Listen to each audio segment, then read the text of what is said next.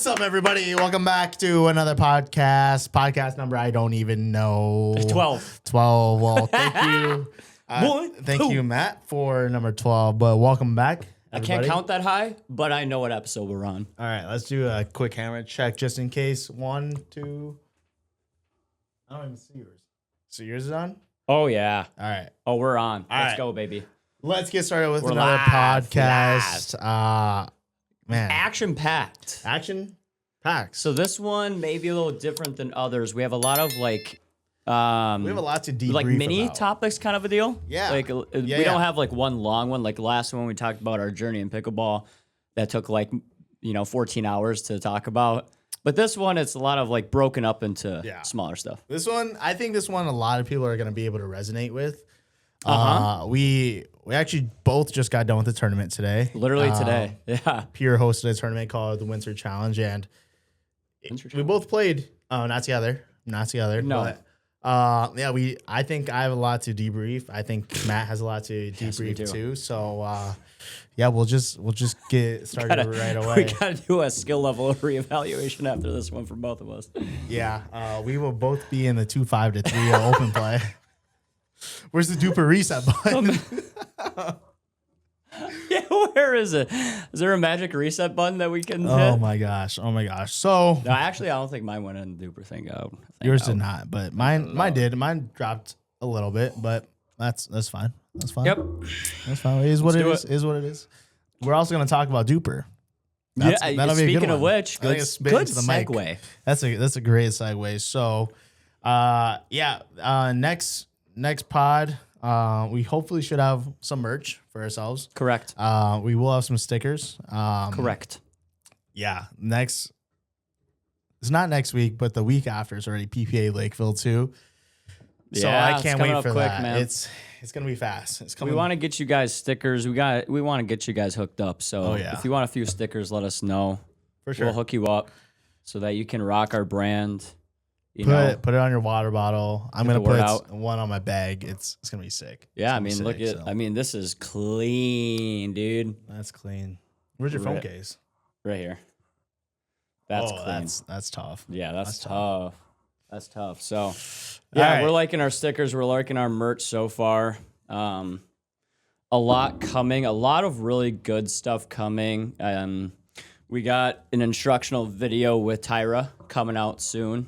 So be prepared for that at some point. Then we'll have some other paddle reviews, equipment reviews. So a lot of good things coming. I know we've been kind of in a lull. So, this next couple weeks here in this last week or so, kind of like a 3 to 4 week stretch. We got the PPA coming up, Lakeville. So just a lot on our plate and just gearing up for that and practicing. And so we'll get a lot of content out coming up here. Yeah, we should have quite a bit. We have quite a bit in the pipeline that we're working on too. Should be quite a bit. We got some paddles sent to us already. Getting some more paddles. I am kind of those engaged paddles are great. Yeah, they're pretty solid. I'm kind of in a lull right now where I don't know what paddle I want, so I need to keep trying out. You're someone who loves a paddle for like 2 months, and you're like, time to change. Oh my gosh, a paddle for 2 weeks. Like I'll switch. So I don't even know. Like I actually saw a few people using the Inferno today, and I was like, damn. Zach Berman, Zach Beebe. A few of them. Shout out. Minx has been using them at Inferno too. It sounds deep. It sounds sick. It sounds very deep. And it sounds very powerful. It's a pretty paddle. It is. The pink and purple. Yes, it is. Zesty. That was. Yeah. Okay. How we do. But I'm telling myself I'm gonna main it once it comes. So really, we'll the see. Inferno. Okay. We'll see. Okay. But I mean, the Pro 5 will be here in 2 months. Do you think that would be a little better testing out for you than the Canon? The Canon was good. It felt stiff to me. That was the thing. I like it a lot for the value, but I just don't know if I want to main it yet. Just because it felt stiff, but I don't have many games under my belt with it. So it's hard because the last few weeks, $90 you cannot beat that paddle. You cannot, dude. Great paddle for the price. Unbelievable value. So it's tough because I want a paddle that I'm like really comfortable with, but I don't know. I saw a lot of people playing on the boomstick today, and I was like, I kind of want to go back. KVD. I was shocked. Shocked. I did not expect that guy to be using the boomstick. What about Thrive? Yeah, I don't know. I don't know what he's about it, but that's honestly that Thrive paddle he was using is a really good paddle. But yeah, I don't know what his deal is, but that's our guy. Shout out to him and Tommy. What a great tournament today. Oh my gosh. Lot of I was cheering. I told some people, I was like, I had more fun watching than playing. I love watching. It was incredible. I just love cheering people on. It's kind of my nature is coaching. Did you hear me cheering you on? A couple times. Yeah. I liked it. I liked it. That one ATP, you guys were losing your minds. Oh my God. That was so sick. I was screaming.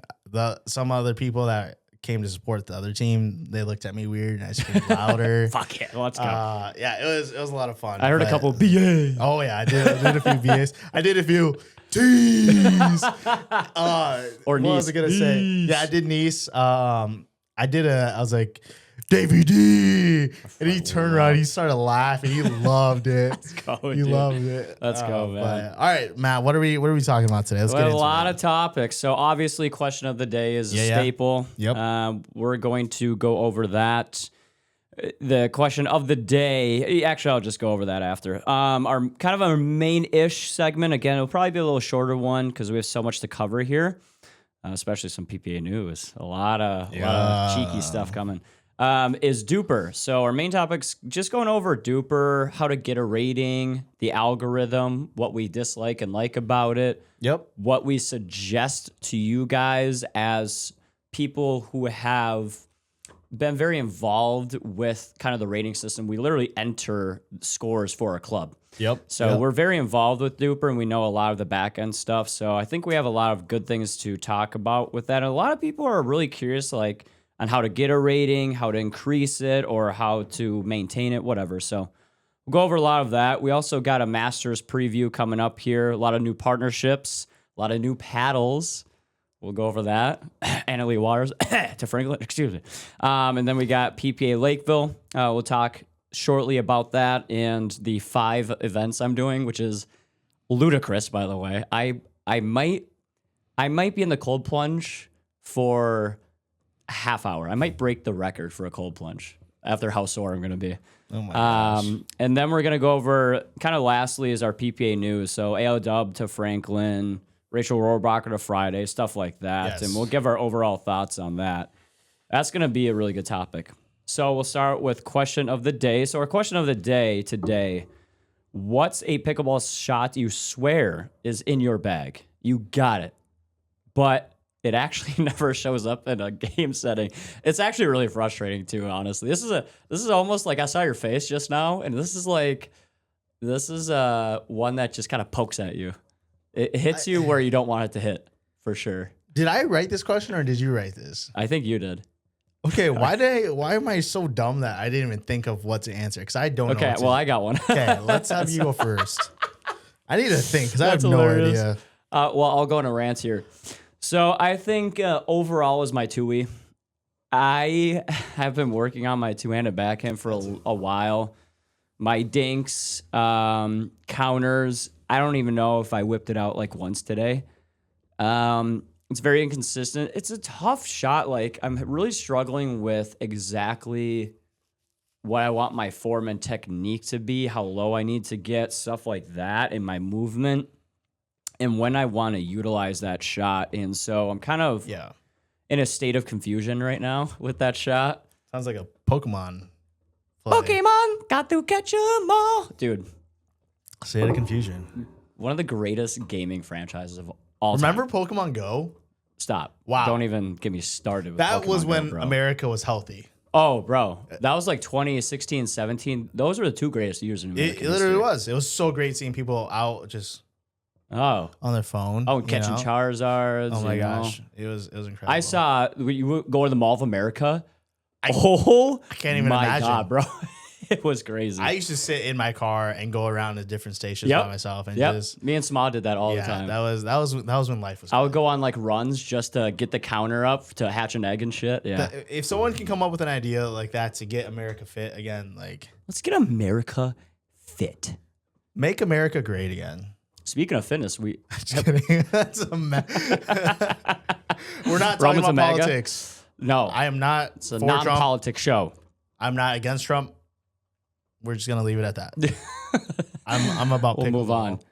Did you go over last time? Kind of like you're starting to do that, like F45 fitness. Yes. Stuff? Okay. I'm going tomorrow morning. No way. Yes. What time? 9 a.m. It was 8 a.m. But I was like, it's Sunday, and usually our pod takes about 4 hours to set up, and knowing Matt, more like 40. Knowing Matt, it takes a while for us to get going, and the ADD hits real quick. It's a little slow sometimes. So so back to the so my TUI is, it's like I swear in like rec or like when I'm just dinking around, drilling and stuff, it's always there. And then I get to a game situation and I'm a choke artist with it. Specifically a new one I've been working on, is trying to like really get the paddle below the ball and just flick up. So we'll hopefully get that going, and maybe I can actually be okay on the left side, and I don't have to be beta boy for the rest of my life if I actually work on it.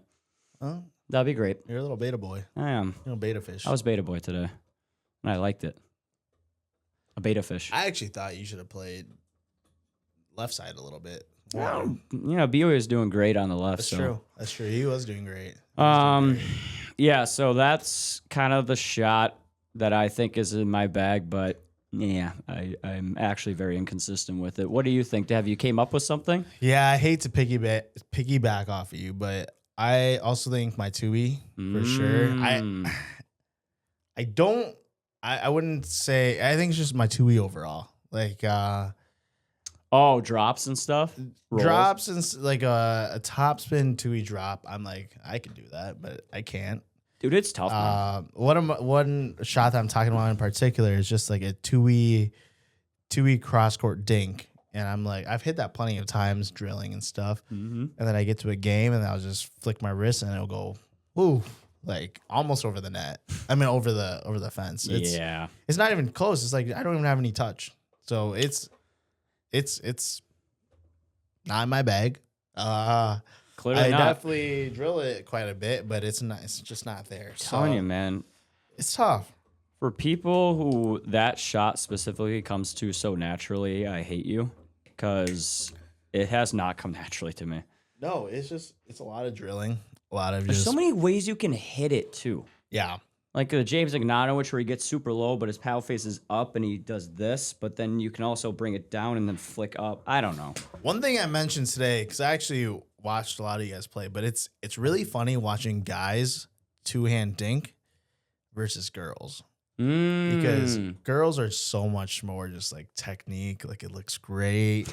It's like it actually looks good. Yeah. Like, it looks human. Like, I think guys like, I don't know how to explain it, but the way I was telling Aram was like, it was either you or BA or someone, very specifically, you guys would bend down, but you guys would like bend your knees, but your knees would go outwards, So it's really funny to me because it's like, it looks super unnatural, but it's like a lot more power, a lot like it's a lot quicker pace, but it just doesn't look as smooth as a girl. So, because girls just, I don't know, they're just so smooth, like fundamentally, and it's definitely interesting. So yeah, that is interesting. So TUI for both of us. TUI, my TUI sucks. Yeah, me too, dude. I'm there with you. But it's brutal. Let's get in the lab together. Let's just do TUI drills all the time.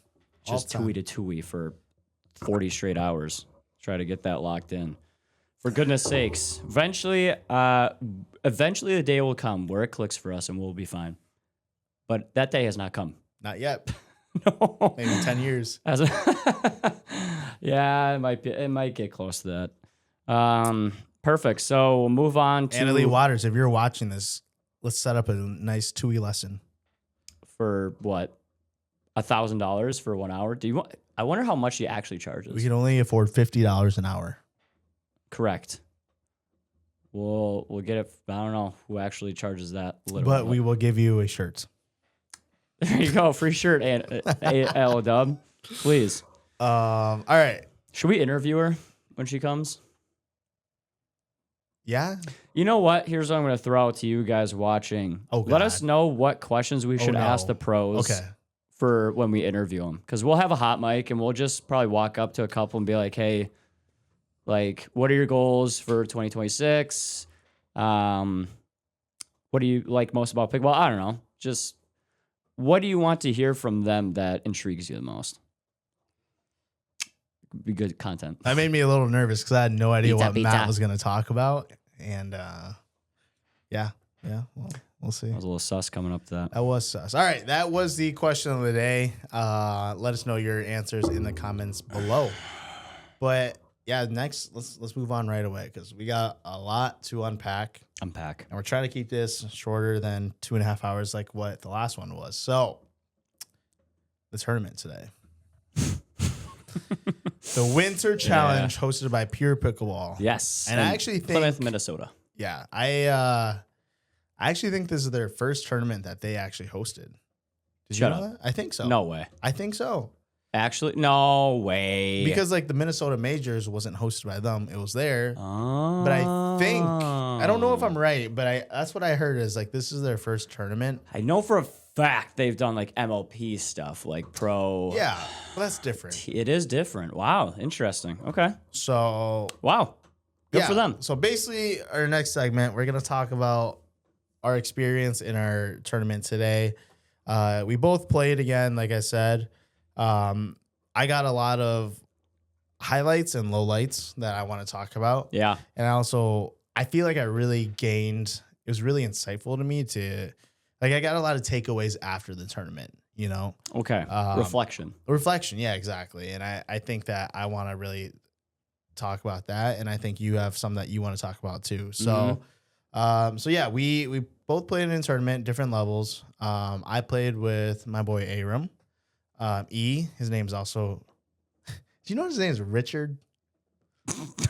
What did you just say? His name is Richard. What do you mean? No, it's not. Yes, it is. Richard? Yes. Okay. No, it's not, bro. So for those of you listening, Aram, who's also a tournament director at Lucky Shots, his middle name's Aram, but his first name is Richard, and his last name is Tay. So it's Richard Aram Tay. And he goes by Aram. No chance his name is Richard. You should call him Richard. The next time I see him, I will call him Richard. What is he gonna do to me? Is he gonna pick me up and throw me? He might. Anyways, is he gonna tweak out? He's gonna laugh. He's gonna be like, he's gonna shut up, bro. Okay, I'm never gonna stop calling him Richard now. No, you didn't know that. Okay, well, Ricardo. Okay, Richard. That was Ricardo. Wow, that was very Spanish-like. I know. That's crazy. Wow. All right, so I'll kind of talk about my experience. He does not look like a Richard. That is crazy. What? All right. Why is his name Richard? Okay, sorry. Go ahead. All right, so I'll talk about my experience first, and then you could talk about yours. You and Rich. Me and Rich. Me and my boy Rich. R&R. R&R. Okay. That actually makes sense because rest and relaxation. Yeah. Okay. Wow. You guys played pool play going into a single limb bracket, correct? Correct. 3-5 to 4-0. So yeah, we played 3-5 to 4-0. One thing that I thought was really kind of interesting is I think our division had 17 teams in it, but we were split up into into 4 pools. So we were actually in the pool of 5, and then the pools of 4. It was a pool of 5, and then 3 pools of. I actually don't even know. Regardless, I can't do the math. It was 4 pools. 4 pools. I think 17 teams. 17. So we were a pool of 5. The rest were a pool of 4. Correct. That's what. Am I doing the math right? Yep. That's correct. 12, 17. Okay. Yes. So So was did you really get weird. more games than? We got one more game than every other pool. Okay. Which is really interesting, but whatever. I'm not going to complain. I No. like that. One thing I really did like about Pier is the bronze medal match was best 2 out of 3, which I kind of like. Nice. I'd rather have that than 15. Yeah, for sure. So that was really cool. Anyways, we played. We went 2-2 in pool play. Okay. Lost first round of bracket 14-16. Okay, so which would have been the round of 16. Yes. 14-16. And basically I kind of wanted to talk about my experience, debrief a bit about it, and just talk to you. Have a little therapy session. Go ahead. Don't ever play with Aram. Richard, you mean? Richard. Don't ever play with that guy. That guy stinks. You stink. You are stinky. I'm just kidding. That's not actually what I was going to say. My boy E, he's one of my best friends, but even a better partner, and super positive, and it was really fun. And I love his competitiveness. His mindset is very similar to mine of like, let's just go win. Let's just play hard, no matter what. And he actually texted me this morning. It was like no matter what the results, like I'm glad we paired up. Like let's just try our best and just play hard. That's it. Right. So that starting out with that was really good to hear. Started out with pool play. First game we won 11-4. I was nervous. I don't know why I was so nervous. I don't know if it's just like more so than other tournaments. Or? I would say so. It felt like it was a lot more pressure to me. Like I was playing kind of like slow. I don't know. I think it was like just personal pressure that I put on myself, and I think like we both expected her to do very well. Yeah. So it was more of an expectations. Yeah, kind of thing? it was. I definitely set very high expectations for the both of us because we've played scrimmage games before, and like we've played very well in them. So kind of felt like we were expected to do very well, right? And then you get a few people like saying like, "Hey, you guys are sandbaggers. You guys should win," like that type of stuff. So I think it is just a lot of, and nothing against that, but I think it is just a lot of personal pressure that I might put on myself for high expectations, right? So first game pool play done. I was a little nervous. I was feeling good though. I was playing pretty well. Second game, it was against the number 1 seed in the whole division. So 2 things I want to talk about that. They were ranked number 1 in terms of DUPR, and I think that's already a mental block so I don't ever look at my phone when I play. I actually hope my partner has their phone for like entering scores, going to the next score. I actually don't. I make sure I don't touch my phone because I don't want to look at that. But I try not to look at who seeded what because I think it is a mental barrier of like they're the other undefeated team. Like hypothetically, they're the other undefeated team. They're really high in DUPR. They're the number 1 seed. I think that's kind of a mental barrier of like, you can't win something, right? Correct. So I think it's okay to recognize that, but I think it's also something that you need to put aside and just worry about the game and not like, oh, they're the number 1 seed. They're really scary. They're really good. It's going to be a good game, right? I think just regardless, it's going to be a good game no matter what, but I don't think that you should ever think that like it's going to be a challenge, right? So that's kind of one thing I took away from that is I think both of us knew that they were the highest seed. So I think we probably played a little more timid than what we usually do. So second game, we lost 5-11. Again, I think it was just we played really timid. Third game, we lost 2-11, which was rough. And they were good. I'm trying to remember exactly who. Oh, they were big hitters, like big swingers and stuff. And they were good. Like they for sure beat us, but I think it's a lot like we were playing on our back heels a lot and we weren't playing ourselves. And it was just, we didn't play to our game, and we definitely played to what they wanted us to play. Like, we were very defensive, stayed back a lot. Like, that doesn't sound like a recipe for success. It was a little tough. So, a little frustrating there, just because it was like I really felt like we could have beat them, but we just didn't play how we're used to. And then, like, if you change your play style mid-tournament, it's probably not going to go well. No. Right? No. So, probably not. My biggest takeaway from that is, like, just worry about your own game. Like, if someone wants to play a different style or whatever, if they hit hard, if they poach hard, it is what it is. Just play your game, and you don't have to change how aggressive you are. If you and your teammate like to play fast, that's fine. I think there's times that you should slow it down, but at the same time, I think we slowed everything down, and it was like too defensive to the point that like our drops were like we were nervous, so we popped it up. And then the more that they capitalize on those big swings, the more momentum they get. Yeah. So they're just going to feed on that a lot more. So it was really frustrating because we just didn't play ourselves. Okay. That was game number 3. Last game of pool play, game number 4.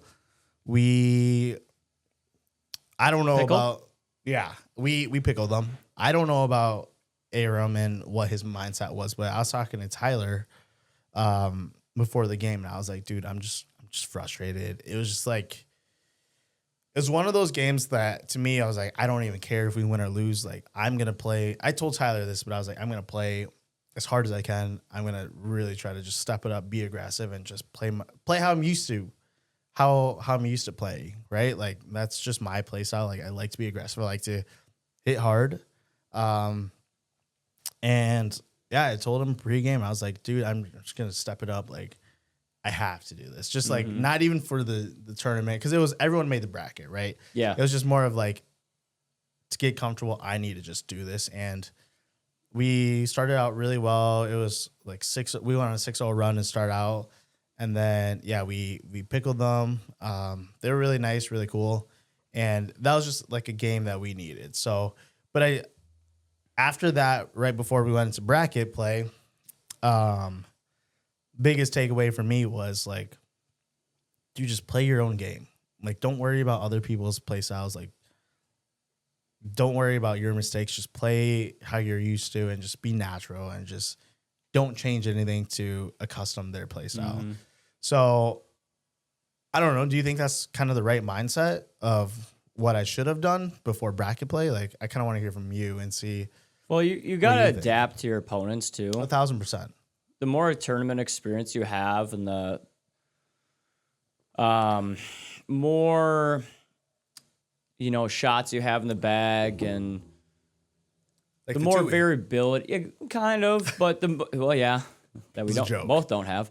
The more variability you're able to adapt to your game really helps you out in those scenarios. Because if you have a team that's just driving and crashing, there's so many ways that you can eliminate that and make them slow them down a lot. Yeah. So I think it's really important I think you do have to adapt. Not necessarily like change your entire game, but you should be able to play different styles. You know what I mean? Totally. And I get that. I think like in the heat of the moment, it's tough to do it in like a tournament setting, but I think so. I think kind of how I'm explaining it's a little different. I think that I don't think we had an issue playing different styles. I think we had an issue of we couldn't ever revert back to our old selves. Like, it was even offensively, it felt very defensive that when we were playing. Like, it felt like even on 4th, 6th, 8th shot drops or 8 shots, like we would just play really defensive and didn't play aggressive. And felt like we were like 3 feet behind the kitchen line when we should have been right on the kitchen line and being aggressive and just like getting in hands battle and like trying to reset everything instead of like actually getting up to the kitchen. So I guess I didn't mean like we can't adapt, but it was more of like there was no offense, So I think that was one of our biggest struggles is like we didn't capitalize on like opportunities. And I hate to say it, but pickleball matches are games of runs. You know, like for sure. If they get it's all momentum. If they get a big swing like that, like a big momentum swing, it can go the other way so quick. You know, and that's what I'm gonna get into for this next for the next game that I want to talk about is first round of bracket play. So we played these two guys, some of the probably nicest guys I've ever played. A lot of fun. Really close game. We were up, they were up, we were up, they were up again. It went back and forth probably 4 times or so. So first game to 15. Again, like I had no idea who they were. I didn't look up their DUPRs or anything, so I have no idea. So I'm just playing to play, right? And we played our first game, and fast forward, it was, I think, like 10-10 or something. It was really close. Game to 15, we got a few good runs, like 13-10 or something, and then it was like 14-11. We were up, right? So you had a couple match points at least. Yeah, and this is kind of what the biggest takeaway that I wanted to talk about. So we were up 14. Spoiler, we lost 14-16. No, we were up 14-11. Spoiler, we lost 14-16. I remember, so few things.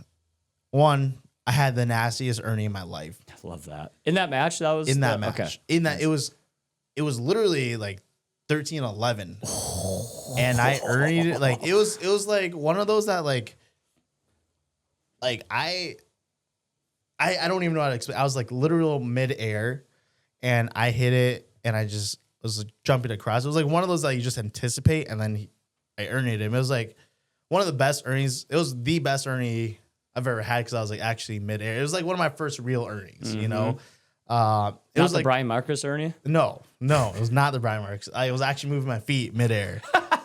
It was so good that the guy dapped me up after that point. He was like, that was at 14-11. Yeah, he was like, that was so sick. That's crazy. It was like, it was one of those that, I just stuck my paddle out there and like I flicked, but I was like, I can't believe I actually hit that, and it took me about like 2 or 3 seconds to actually register that I actually got it, and it got the point too. So it was really cool. So that's highlight. Low light, and this is what I really wanted to talk about was you didn't win the match. It was 14. Thank you. It was 14-11.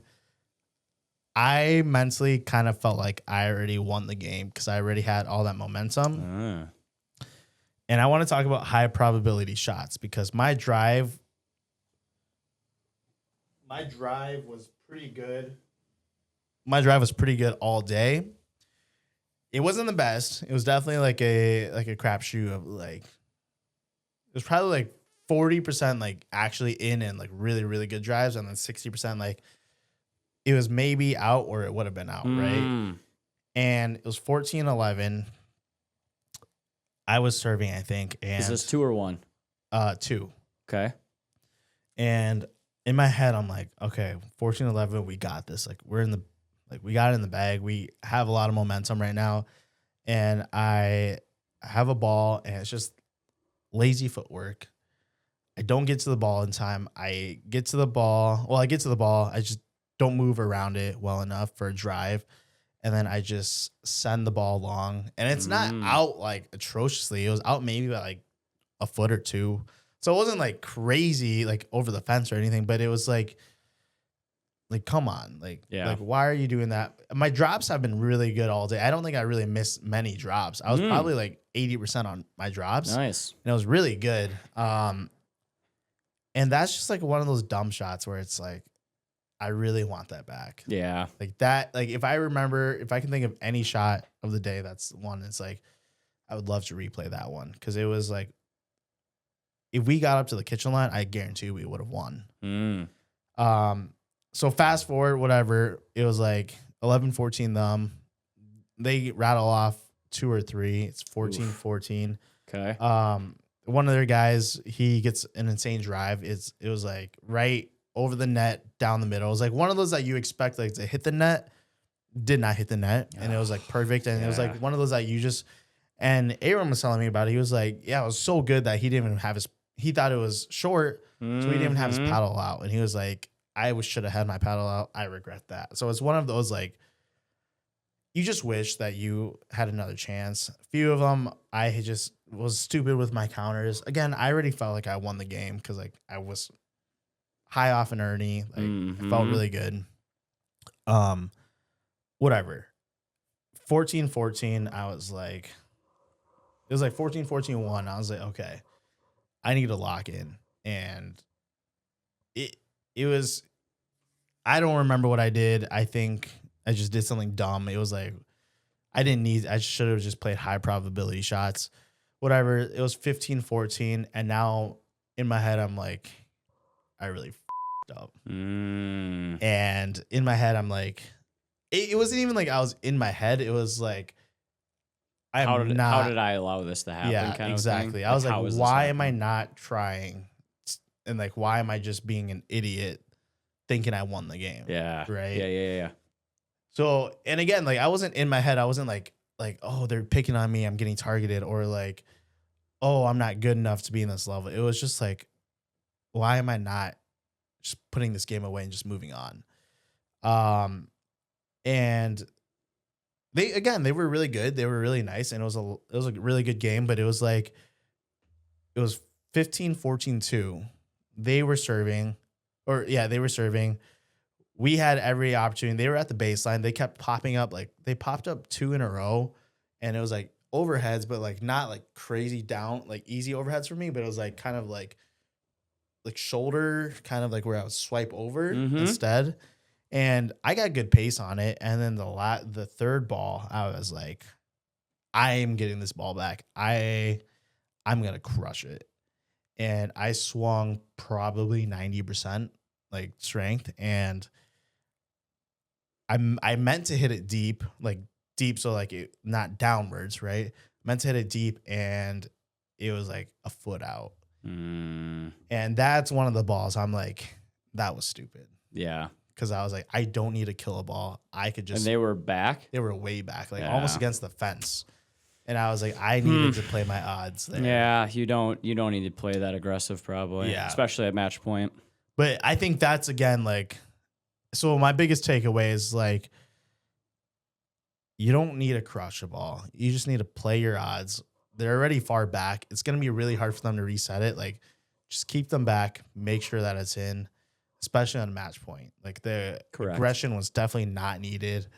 And it, again, like, I don't even regret that play as nearly as much as when I drove the ball out when it was like 14-11 and we just needed to get up to the kitchen. So really biggest moral of the story for that whole scenario is like, play your high probability shots, especially in the tournament. Like, you don't need to be flashy. You don't need to be cool. If my drives aren't working all day, like, why am I driving? You know? So that's a lot of what I learned today is like, just do what works. You know, your drive's not going to be on every day. Your drop's not going to be on every day. Right. So like, do what works and then figure out from there, like, what shot you should actually take, you know? So, it was a really good experience for me. Had a lot of fun. I was more bummed out that I was done playing more than I lost, because I had a lot of fun during that game because it was a close game. It was a lot of fun, but it's just one of those, like, man, I wish I could just take it back and just like play a little smarter. So, but you only learn from there, you know, like, I probably wouldn't ever have learned what I just told you without ever making those mistakes. Right. And the nice thing about that is like I talked about in our last podcast, like, I kind of hit a plateau and it kind of like felt like I didn't really care as much about the game and I was just playing to play. But now I'm at a point of like, damn, I really sucked. I really sucked on that last part. Yeah. And yeah, it was, now it's like, it kind of lit a fire under my butt. I want to start drilling again. I want to start taking it seriously.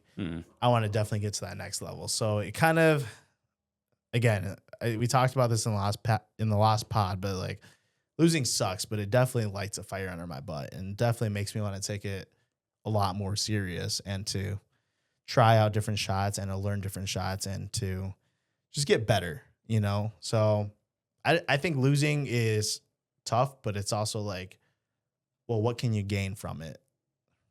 So it was good. I definitely had a lot of fun. Definitely learned a lot about my play style and just like playing different people, So yeah, it was for sure good time overall though. Nice.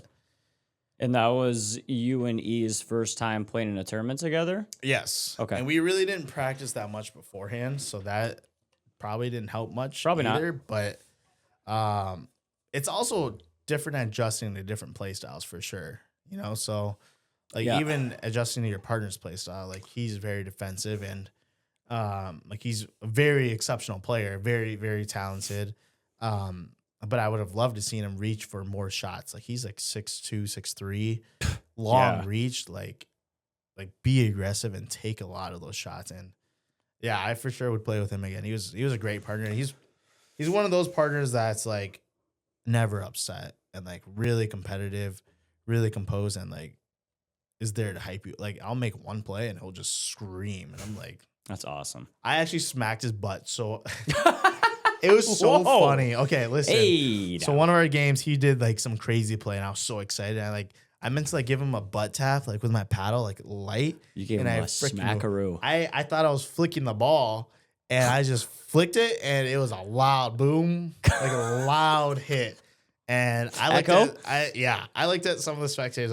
I was like, whoa. I was like, I am sorry. Did they look back at you like, whoa? They were like, what? I was like, whoops. But the butt smack heard round the world. It literally was. Like it was crazy. But That's so funny. Again, he's one of my good friends. There's no soundproofing in that building too, so I could just see that thing just like echoing everywhere. It was a big hit. It was.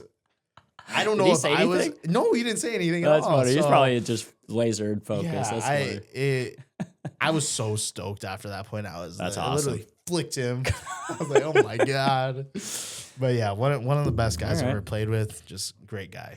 Yeah, a couple of thoughts I have on you guys. So, I think E is a really, really good teammate. Yes. Something that you want as a long-term partner that is always there for you. Not very negative, always positive.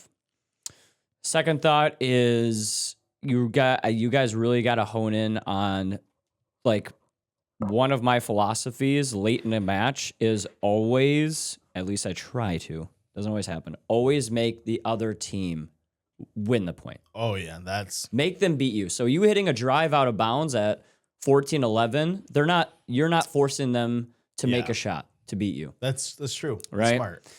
So play again, like you said, high percentage shots, especially late in games, and you're more probably nervous than them. Third thing is, I think that you two kind of have different play styles, but I think with that, you guys need to practice a lot more together so that you can really kind of hone in on exactly what you want to see out of that partnership and how you play and how you generate points. I think our play styles vary quite a bit, but I definitely think it's one that could mesh together pretty well. I would agree. I would agree. But how you generate points is a lot different, I think, than him. Oh, 1,000%. So you guys got to figure out, like I would even just like talk to him and be like, okay, for our next tournament or next practice, how do you want to strategically build these points? How do you want to create offense? Do you think we should stack? Half stack to start? I probably would. You probably would? Here's the deal with E is kind of like you were saying, he doesn't reach into the kitchen and create offense. Yeah. So therefore, to me, that signals a right side player. Yeah. And if you like to reach in and create offense off your forehand, if you like to take over middle, I would almost full stack with you on left. Yeah. I think the left side player should be generating a lot of offense with reaching in. Yeah. You know what I mean? And I mean, we were talking to Cormy about it, and he was like, "Yeah, you guys should for sure stack, at least half stack." And he said I should try to be on the left and be really aggressive. And I actually really like that take because I think that is just my play style of like, I really try to be aggressive. I love hitting hard. I love speeding up, and like I love hands battles. That's some of my favorite points. But yeah, I think sometimes I extend my reach, and I just need to. Sometimes I'm just not aggressive, especially with dinks. And I think that's where it confuses some of my partners is like they don't know. Like sometimes I'll take the ball, and sometimes I won't. And I don't even know when I'm taking the ball sometimes. So I think that's just where if I do want to play on the left or right, which either side I think is totally fine for anyone. Like, I don't think left.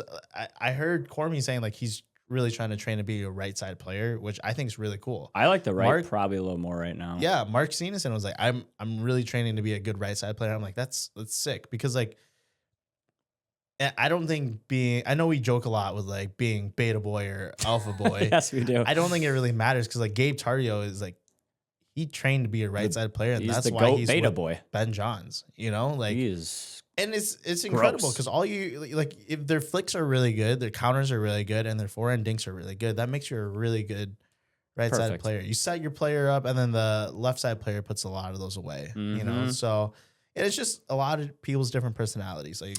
Well, even you go back to Hayden when he was on the right with Fed, he was generating a shit ton of offense. Oh my gosh. Like he was winning a lot of points as the right side player. Yeah. He was much more aggressive because here's the thing I like about the right side is your forehand's on the outside. Yeah. So you can really whip that thing if you get a sitter or a dead dink. Yeah. You can do a lot. I can do a lot more with that versus, and here's your problem, I think, if you want to play left. With your two-way not being as confident, the only offense you're probably going to generate when you're at the net is flicks out of the air. Yeah. So therefore, you're not scaring the other team off the bounce, and therefore, I did work my two-way. I had a nice overhand two-way yesterday. What do you mean by overhand two-way? It was up in the air, like a big attack. Okay. Like instead of like going on my right arm down, it was like a nice two-way like that. Ooh. And I hit it really hard as I could, and right off the paddle tip, out. So sounds about right. I don't know if I'll do that anymore. You're like, yeah, that's enough of that. But yeah, off the bounce, you're not scaring the other team, which isn't so much. If you watch Ben Johns throughout his entire career, he hasn't really attacked much off the two-way. He's never needed it. Yeah. And he is the best player in the world. It's true. So I think, therefore, if you don't develop a two-way and you're not scaring the other team off the bounce, your partner needs to be initiating off the bounce. Yeah. Because if the other team's never, ever, if they see a ball bounce and they're never, ever scared of you guys, then it's kind of tough to generate offense a lot of times. Yeah. So I would say that if you guys continue a partnership, if you don't develop a really good two-way off the bounce attack, then you got to tell him, hey, if you get a dead dink, I want you practicing just getting that forehand and attacking off the bounce for sure. Yeah, no, I think that's definitely a good take. I think, I need to drill my two-way for sure, and just generate a little more offense. But I think, having a right side player just like be aggressive with me too when it's their balls, especially with how tall and how long his reach is, and he's fast. He'll get good earnies. I think that's a key to success for a right sided player. I think he would be a very solid right side player. And I've never actually had a partner where I like took them very seriously and like consistently played with them. Mm-hmm. And I think he has a very similar drive and motivation as me of like, dude, let's freaking put our heads to the ground and just drill and grind. Yeah. You know, so I think he's that a grinder. This partnership could definitely work out. And I told him, I said, hey, look, if we sign up for another tournament, we're both going to be decked out in ATP gear. That'd be sick. I would love that. That'd be sick. And I'm sure that he's one of the first people to listen to these podcasts, right? Yeah. I want you guys to get a couple sessions with me for sure. Yeah. Like I want to watch you guys kind of drill and play games, and I want to kind of dissect like what I want to see out of you guys improvement wise and shot selection. Yeah.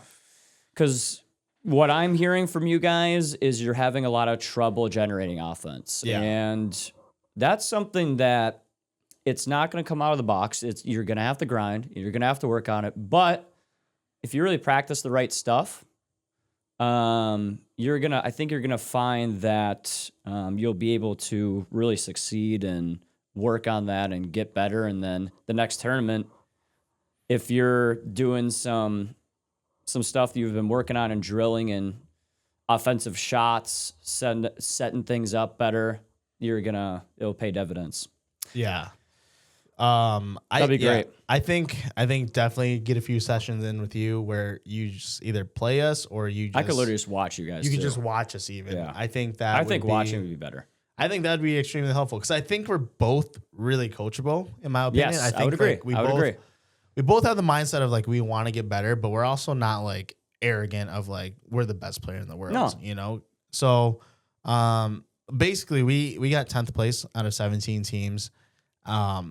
Which is definitely middle of the line, but definitely not where I feel like we could have ended up. So agreed. I definitely want to see how far you can push us in terms of strategy and skill. So I think that'd be a really good benchmark for like if we sign up for another tournament and just see how much better we can do. Yeah. You know? Yeah. So we'll see. Yeah, we'll schedule some time for sure to definitely play together and just get better because he's definitely a good guy that I like playing with and you don't get too many of those partners, you know. You just gotta stick with that person and supportive. You Correct. know, that's exactly what I need. And grind.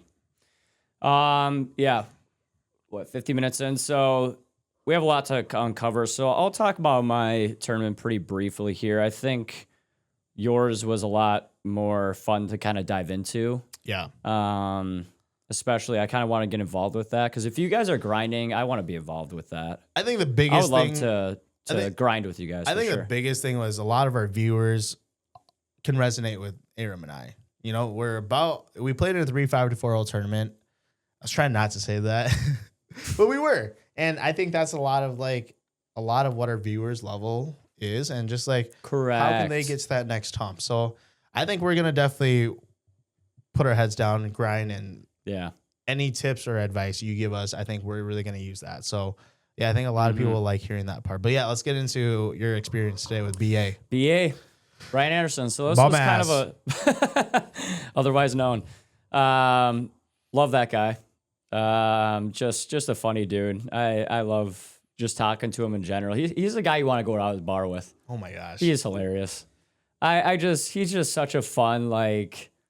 enjoyable, happy guy to be around. He's so hot. He checked me in today at the tournament. And he was Did he really? He was working? He was working. BA, let's not work when you have a tournament, man. He was like, oh, you're with Matt at Pints, right? And I was like, yeah. And he's like, oh, how's your podcast going? And I was like, good. And I was like, I heard you're playing with Matt, unfortunately.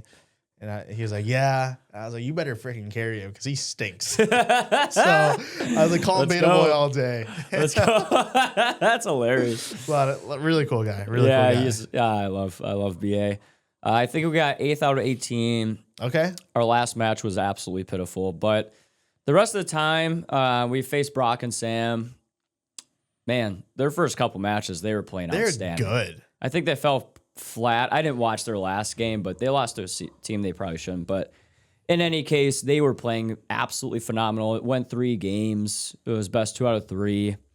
First one was 11-9, so pretty close. Then we swiped the floor with them the second game, and then they mopped us the third game. So went to the losers bracket 1-2, and then lost to the last. So we went 2-2.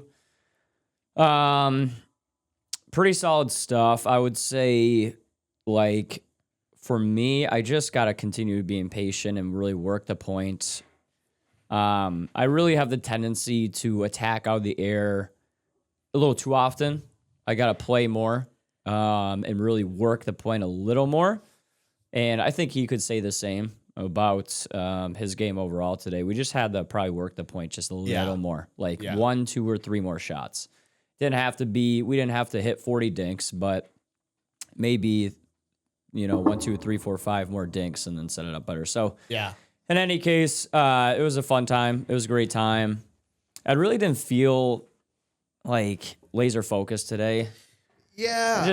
I kind of noticed that. This was more like I almost viewed this as like a setup for the PPA kind of a deal. And it was a very last second. Like, he asked me, I don't know, last week probably to play in this. So I was just more of, like, let's just have fun out there, enjoy ourselves. And it was a lot of fun. So I was very excited to play with BA.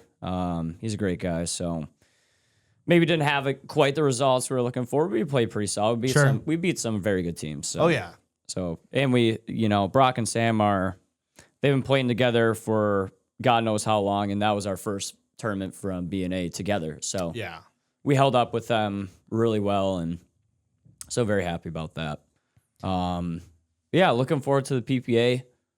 I will be playing left with Steven because he's a lefty, and then in mixed, so I'll have to really drill the left side more because I played a lot of right today. Which I don't know. I think I like right in men's more, but mixed, I don't mind being the aggressor for sure. So that'll be interesting. I got to work that too. We'll see. But yeah, short and sweet from my end. Got to think of, I think that feedback of just working the point a little more is what I need to do. Make more balls. One thing I noticed, because I watched, I don't know, probably 80% of your games today. One thing I noticed right away was when you first started with BA, why did you guys start so slow? Because it was like 0-7. I don't know. I don't know what the actual score was, but you were not yourself. You were missing a lot of easy resets, a lot of easy dinks. Like, it wasn't even hitting your sweet spot. Like, is that just like due to a new partner or a lot of pressure on yourself, or what do you think? I really felt zero pressure. I think it was just like warming up to the game, and sure. I haven't played a team like that for a long time, I would say. So it was more or less just like warming up, getting to the speed of the game. We were both missing just a lot of easy balls, and I knew in my mind, I was like, we'll get it together. And we did. So and you guys did. Yeah. So I think if you started out hot in that game, you guys would have won the series. Maybe.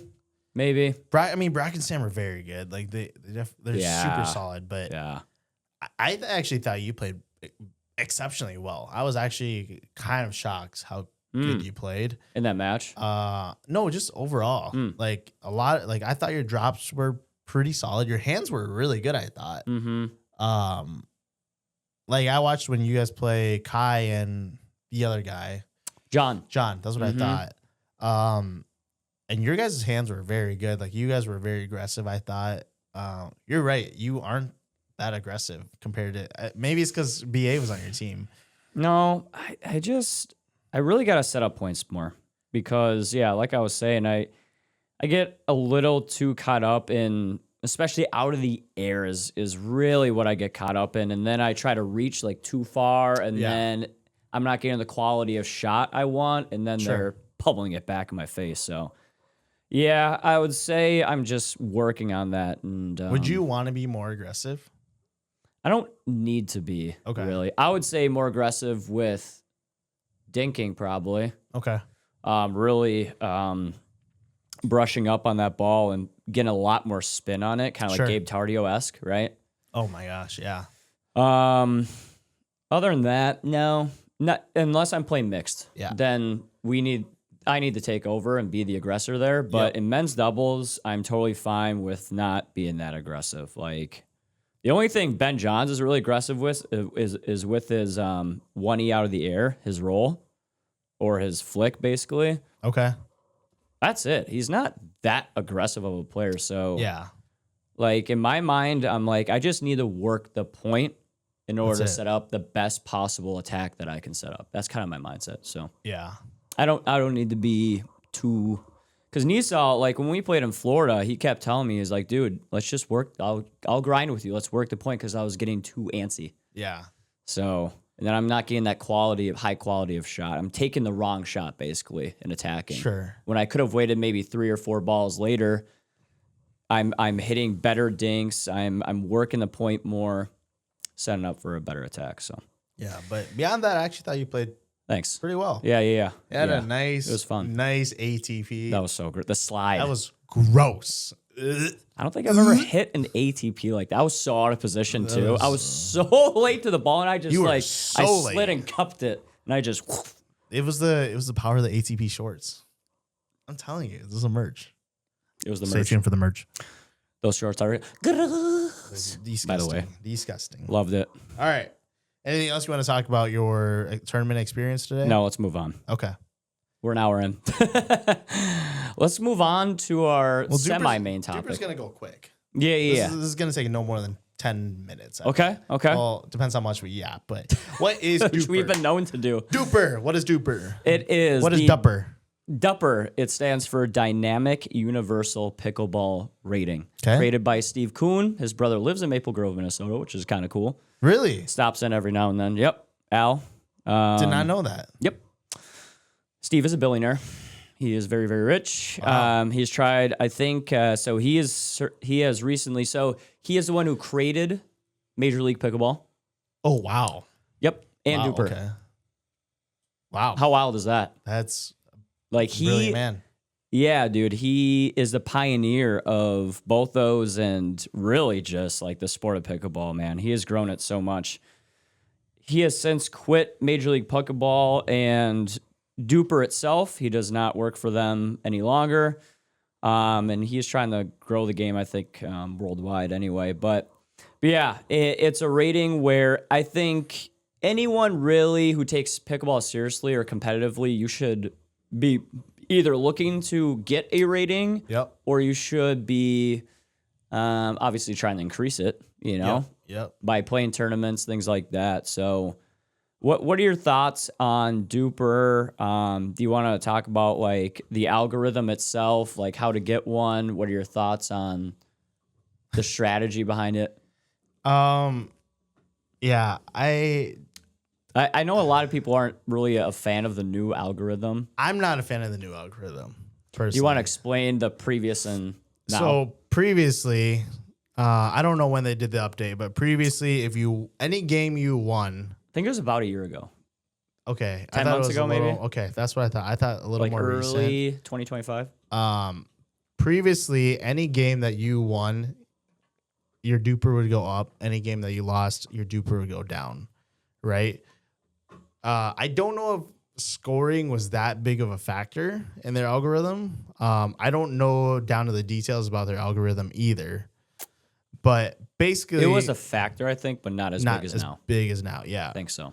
Basically, the new algorithm is you have to win by a certain percentage or a certain amount of points to increase your DUPR.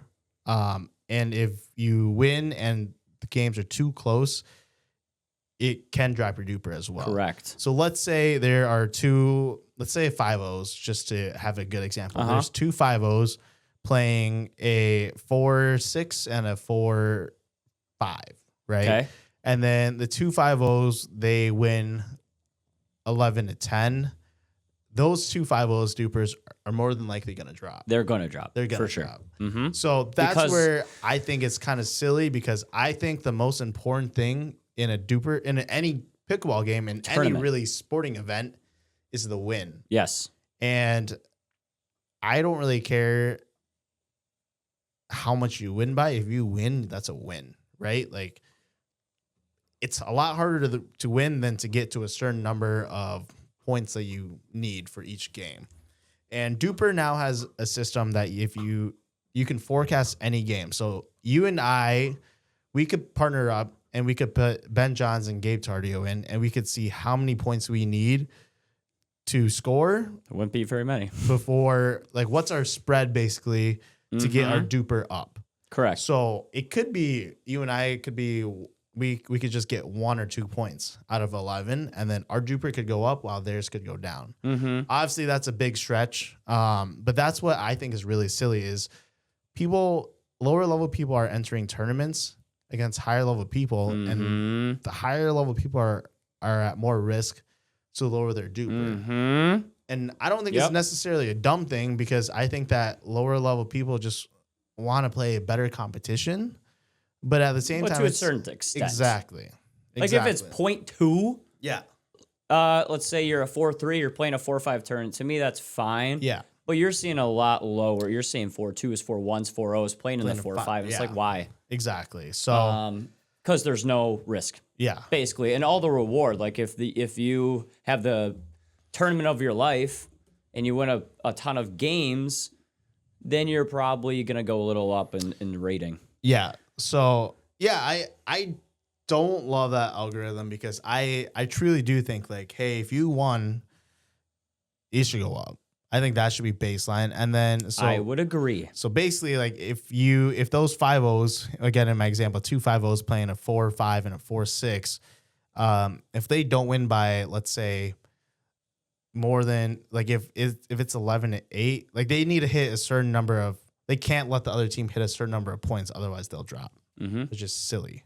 So again, I don't know if they'll change the algorithm. I think it's pretty frustrating to some people. Yeah. So here's a couple things from my standpoint. A, I'm in complete agreement with you. Any match that you win, you should either not go down. I'm fine if you if it's plus 0-0-0, like you level out, that's fine with me. If it's a close match against someone that's lower than you. Yep. Yeah, you should never go down from a win. A. B, there is, the way it calculates is an expectation. So your example of 5-0, 5-0 versus a 4-6 and a 4-5. What DUPR would say is you are expected to win 11-6, let's say, right? Yep. And if you win 11-7, 11-8, your DUPR is going to drop. If you win 11-6, even. If you win 11-5 or better, your DUPR will go up. Here's the main issue about DUPR is reliability rating. Yes. That's the main issue. And you've talked about this before. Reliability stays too high for way too long. Way too long. Dude, who are we looking at the other day that the reliability was 100 and the last term they played in was... Yes. His last tournament he played with... April? Was April of 2025. And are it's you 100. It should be like 1 or 10. Should be less than 10 by now. I mean, that's ridiculous. It just really depends on how many games you have logged. He has over, I think, 350 games logged. But at some point, there's got to be, like you talked about in a previous pod, there's got to be a reset or something, right? Like, come on, man. Like, the guy he's been grinding for freaking 9 months. The higher your reliability rating is, the tougher it is to go up or down. Yeah. You won't move that much. Ergo, if you have a really good tournament, but your reliability rating is really high, ergo, you're not an ergo fan?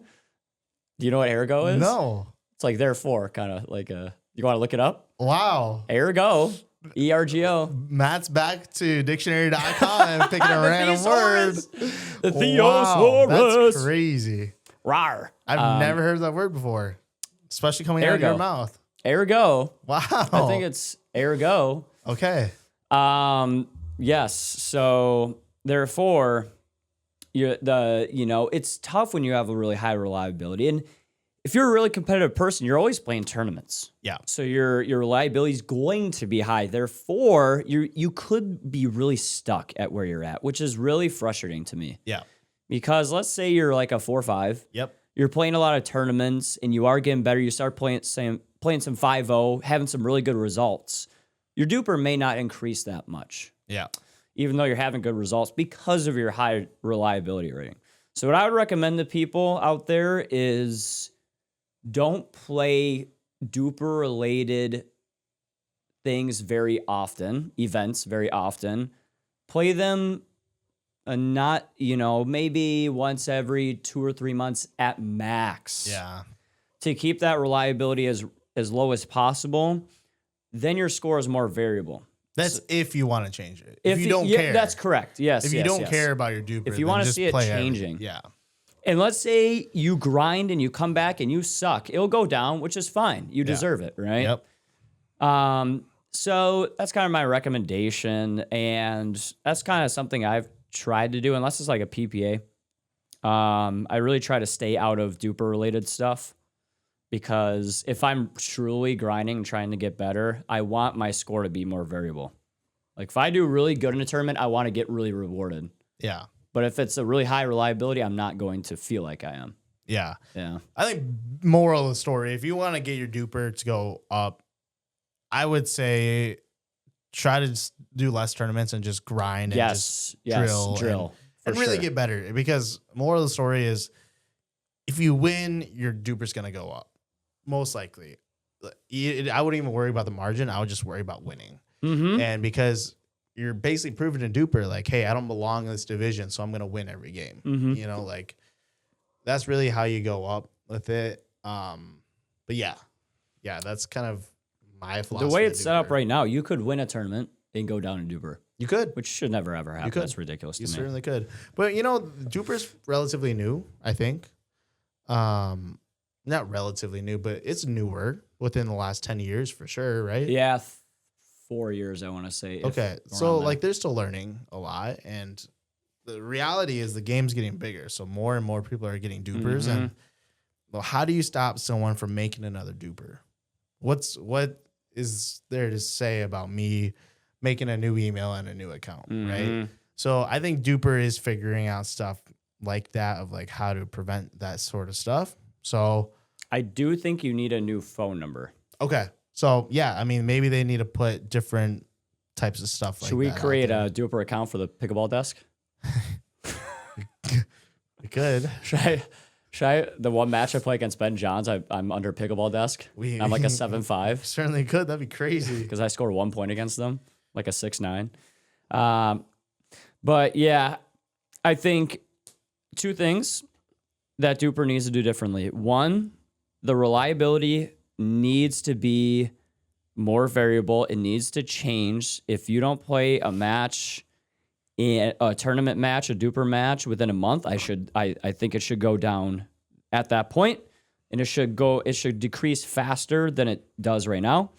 And B, I think if you win a match, I don't think you should go down. Yeah. So, and I get they need to balance it, and I guess there's a lot of tweaking they need to do, but it's very tough. I think it's a pretty good system as it is. I love DUPR. I think it is the universal rating that everyone uses, and I think it's fine. I think it's a good, for the most part, start. I think that they do need to change their algorithm slightly. I think that what they do right now is a really good baseline. I think it's fundamentally very solid, and you're never going to make everyone happy. Correct. There's always going to be some sort of outlier where someone is playing at a higher level than what they are currently ranked on DUPR, or someone's going to be playing worse than someone's going to be overinflated in their DUPR than what they actually are. So it's a very fine line. So you're never going to make everyone happy, but I think it's a very good baseline. So I'm curious to see in the next year. I'm assuming they're going to drop some sort of update in the next year and change something. So you would think so. Yeah. One last point I want to cover about DUPR is how much people care about it. And here's the problem. If you're not a player that is qualified to get a sponsorship, so I would say, let's say 5.0 plus, stop being so invested and caring so much about the number itself. Just let your play and your work speak for itself. If your DUPR goes down, you have a great tournament, or you feel so, yeah, dude, let it be. But I've heard of way too many people when they get into a match, they're so concerned about their DUPR that they don't play very well. And it's like, just stop worrying about that, dude. Like, your play will speak for itself.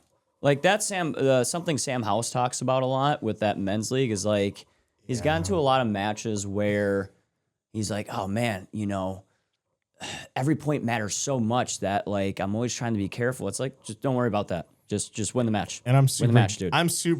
The reason I'm hiding like this is I'm super guilty about it. I care way too much about I care way too much about my DUPR. And okay.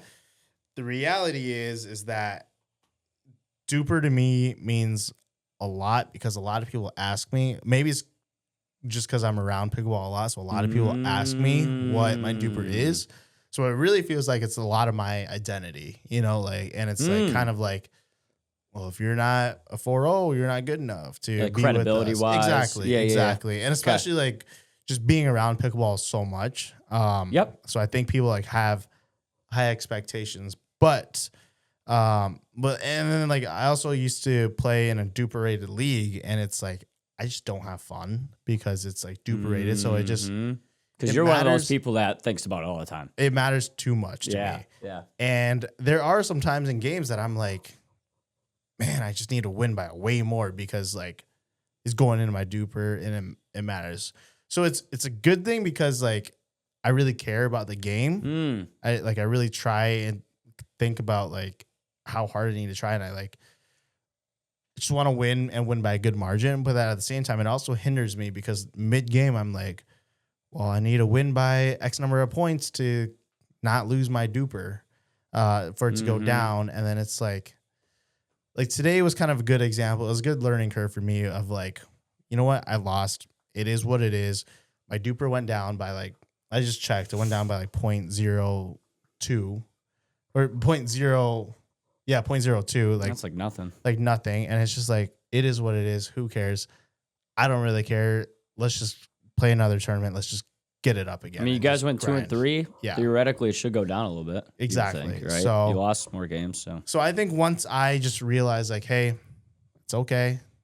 My DUPR doesn't actually, it's not my identity. It's not my worth, you know? And again, it's way easier to preach, to preach than to actually do it. But yeah, just move on and just, who cares? Just play. It's a number, dude. Like it is. Anytime that anyone mentions, like, people ask me a lot on my DUPR rating, and I almost always give them like a little sassy answer, like, I don't know, it's like 5 something. That's what I tell people. I don't give a shit. What's your DUPR? Like 5, 2. Don't lie to me. 3.7 maybe. I know you know what. It hasn't. Well, I guess it moved after PPA, but yeah, it's. But that's the reality. Is like you're never like gonna I care about it, but I don't. Yeah, exactly. I don't let it identify me. I wouldn't say like don't not care about your DUPR. Like don't just sign up for any event and then just not care. Right. But like don't let it consume you. Yes. You know? Yes. That's a really good way to put it. But I mean, you're above a 5.0 and you think about your DUPR still, but it's not like mid game. You're like, I need a win so I can get my DUPR up to a 5.5. So I'm good enough. No, I'm just there to win, dude. Exactly. I'm just there to win. Just play your best and just win. I'm trying to get dubs. Yeah. The Jameis Winston. I was gonna say, I think from your standpoint, I think all the pressure's off you once you got to 4.0. Oh yeah. Honestly, because like 4.0 credibility wise is a good threshold to hit. That means you're a really solid player. Yeah. Way better than average. So I think once you hit that personally, like all the pressure's off. I think like when you were hovering around 3.9, I was like, really started. That's tough. I really started to enjoy tournaments way more once I hit a 4.0. Because your pressure was off. You're like, hey, I got there. You know, it was like that was one of my big goals for a while. Yeah, it was. But again, it's like I really just kind of got there by just relaxing and just working on just like do my own thing. Like it is what if I lose a game, it is what it is. Instead of like I used to not have fun in tournaments. I used to ask some of my previous teammates, like Alex, like I would be so mad if I just hit a dumb shot or if she missed one, and it was bad like that. Every point matters. Exactly. So it's just like, well, now it's like, well, I get frustrated sometimes, but it's like, who cares? Like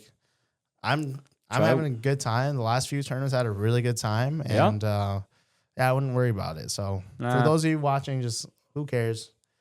It's not as easy as we say it is to just not care, but like you want to see yourself improve and everything, but at the same time, like your objective should be to win. Yeah. And to improve. That's it. Yep. Like if your number will do what it does, just win. That's kind of my thing. So we could talk about DUPR and mentality and all of that forever. So we're just gonna move on to the. If I got a gold medal around my neck and my DUPR went down, I am the happiest person alive because I'm celebrating that gold medal and I won a tournament. Like that's sick. Scott, very can't lucky tell you then. the last time I got one of those. It's been a long time. Come on, I need a gold medal, man. It's been sad. Sad boy. Sad boy. All right, moving on to PPA Masters, the all-white. Masters. The all-white. The all-white tournament. The all-white. For those of you who don't know, it's in California, and to me, it's probably... I think it's the coolest pickleball tournament Is it all in year. San Clemente? No, it's like a Rancho. Oh, yeah. Rancho Mirage or something like that. Yeah, something like that. Super cool tournament. I think a lot of players would say... Rancho Mirage. Yep. Rancho Mirage, whatever. Okay. I think a lot of pro players would say it's one of their favorite, if not their favorite tournament. It's sick. The all-white's super clean. They got the green courts. It kind of mimics Wimbledon in tennis for you tennis fans out there. I love it. I remember watching that tournament 3 years ago, and I'm like, dude, I need to play in this shit. Yeah. The all-whites is just so clean. You've never played in it, right? No. Next year. I promise you we are going. Okay. We need to go because that's the one tournament I've missed out on, and I really need to go. So some really interesting things coming out here. Okay. Some new partnerships. Yes. Federico Staxrud and Andrei Diascu are teaming up and swapping partners because Hayden is now playing with Alshon. Just crazy. I don't know who the hell is going to play left for Hayden and Alshon. I think Hayden's going to play left, honestly. No shot. Yes. Hayden has been balling on There's the left. no shot. Balling. Alshon plays right with Diascu. So... Yeah, but Diascu's 12 feet tall. Hayden's a small little guy. He's so dynamic on the left. He is. I know. But We'll see. You know what? I'll bet you. I'll bet you. We'll figure out a bet. Okay, we'll figure out a bet. Rohrabacher is playing with Prento, which is a very interesting one. We'll speak on that. Should be a Selkirk partnership, but not anymore. We'll speak on that later. Jackie Kawamoto playing with Dekel Bar. That's an interesting one. That is. Wow. I think that actually could be really good. I think they should make the quarters and maybe knock on a huge upset, to be honest. Yeah. That might be my sleeper team of the tournament. Depending on how Dekel plays. He sometimes can play. He's the only one who beat Ben Johns last year in mixed doubles. The only male. Him and Anna Bright. Kate Fahey and Fed are playing together, which I think is pretty interesting. Obviously, Fahey has a lot of potential, but I don't think she's quite there. Not really like a semi-doubles player. Gabe Tardio and Parento. That's crazy. That's nuts. That's nuts. So he's dumping... Jesse Irvine? Yeah, well, not a literal dump, because I think they're together relationship-wise. No. But, yeah. No. On hand to God. Hand to my Lord Jesus. You're kidding. Yes. You're kidding. There's no way. They are together, dude. There's no way. Piper and Elizabeth said that Gabe's hand was on Jesse's like thigh when they were like watching a game when they went to their last tournament. Like they are a thing, by the way. Matt, there's am quite no sure. way. Yeah. So Matt, she is 16 years older. She is. Yes, I know. I'm well aware. That's almost Gabe Tardio's age. He's doubling up. 36. He's and doubling he is up. 20. Double. Double down. Let's Double go. down. All right. My guy's a dog. He's a cougar hunter. He's him. There's no way. I don't believe. Gabe Himothy Tardio. She's good looking though, dude. Like she is. But I mean, a smoke show. I googled are Jesse Irvine and then the rest autopopulated and Gabe Tardio a couple. Yep, there you go, famo. They were a partnership for all of last year. Him and Irvine. Now he has switched to Parento, which I think personally is a better move. I think Parento is a better player. Now Parento has plateaued recently. Last year she didn't have great results. I wonder if she is kind of on the decline now of her career. We'll see. I'm really excited to see their partnership. I think they can do really well. And then one sneaky one to look at. So Will Howes just signed a PPA contract. This is his very first PPA tour event in which he's a signed player. He's playing with Rachel Rohrbacher. So I think that's a really good partnership. Yeah. And I believe he just got engaged today. Really? Mm-hmm. So congrats to him, man. Wow, exciting. Very exciting. Wow. And to one of my very good friends, Brittany. So obviously, congrats to you guys and good luck in the future. But that was really cool to see. Cool. So he is tying the knot and signing a PPA Pro contract. That's pretty legit. Like, this guy's going to have a great 2026. Big news. He's got good things coming. So, and he's growing a big old beard. Me too. By the way, looks ugly, bro. Like, get rid of it, please. You look a little better without the beard, man.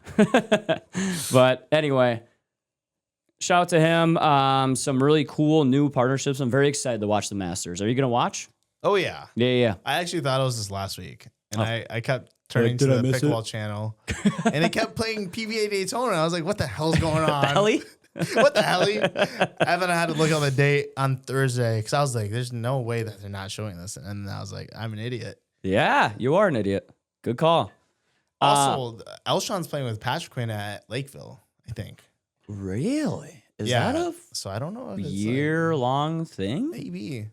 I like it. Do you think there's drama on like former teammates? There has to be. There's so much drama in pickleball, dude. There's so much, bro. Like, oh my God. when we went to Denver, like we were with Onik, we stayed with like Dan Forsyth. There was a guy, Jim Dobrin, I think his name is. He was giving us all the lowdown. There's way too much drama, dude. It's a lot. So, because think about this, they're traveling with the same people every freaking week, dude. Like, you're gonna build rivalries. You're gonna build people you hate, people you really like. So yeah, there's. You know what's funny is we'll talk about this later, but Annalie Waters and Hayden Bright are now teammates. Technically, Hayden Patrick. I mean, Hayden Patrick. What did I say? Hayden Bright. I am so dumb. I am so dumb. You are a dummy. Annalie Waters and Hayden Patrick are now teammates.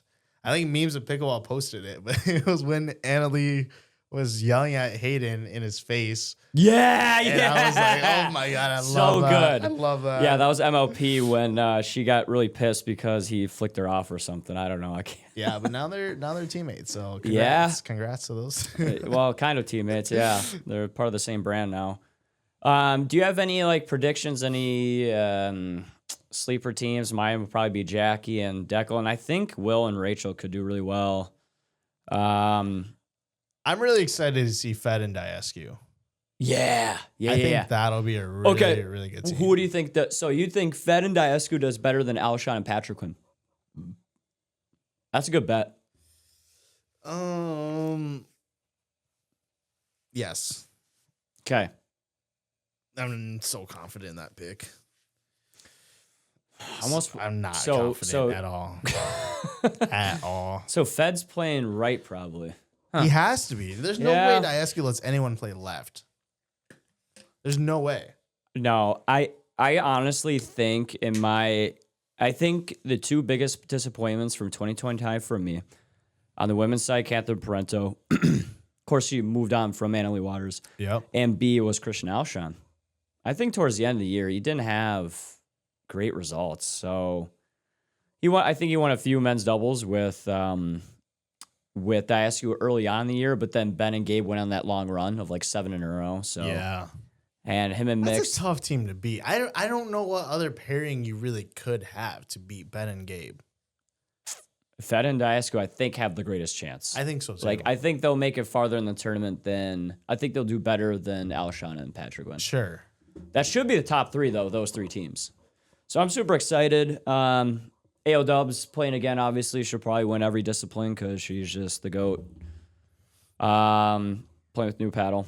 So AO Dub, GT, Gabe Tardio, Onsens, Barr, and Rohrbacher will all be playing with new paddles, which is wild. And word on the street is J-Dub and Georgia may be moving on to God, I hope so. Another brand. We'll see. I hope so. I don't know. So. Word on the street, it's going to be a Minnesota brand, but it's a lot of money, man. Do they got that shmoney? Who knows? Yeah, that shmoney. I hope they do, because that'd be sick. Anyway, that's kind of our PPA Masters preview. We won't do like any head-to-head picks for this one, maybe for PPA Lakeville or something. But a lot to look forward to, and honestly, this is one of the cooler tournaments that we're very hyped on. 2 in a row here that we love. So kind of a segue into PPA Lakeville. It is the next week after PPA Masters, coming up very quickly here, by the way. My God, it is sneaking up on us. Yeah, and you need a drill. I have been, actually. Been playing more singles. That's not drilling. Singles drilling, yes. Well, I don't know if you can drill. It's like I just play games with some dudes. So, yeah, I gotta play. I'm playing probably at least 4 times next week with my mixed partner and Steven. And then Aiden. Who's your mixed partner? Stephanie. Aleve? Yes. You were playing with her? Yep. We're doing qualies. So. Interesting. Yeah. I'm excited. She's solid. Interesting.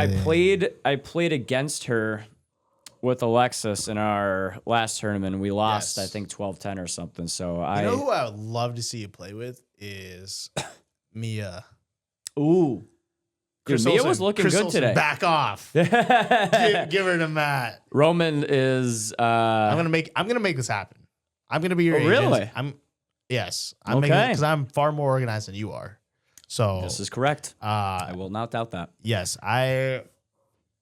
Well, she's a baller. Magic. I talked to her today. She's really? Incredible. Yeah. I love her. She's incredible. I spent 3 days with her in Virginia Beach. She's hilarious. She's such good attitude too. She does. Incredible. Happy-go-lucky, kind of like always in a good mood. Too happy. Not too happy. I'm just kidding. But it's like I wish I had some of that happiness because she's just full. And think about this. You were talking about to her in a tournament. Like you should be like really zoned in and like not happy and like kind of like you like laser focused. She's just like.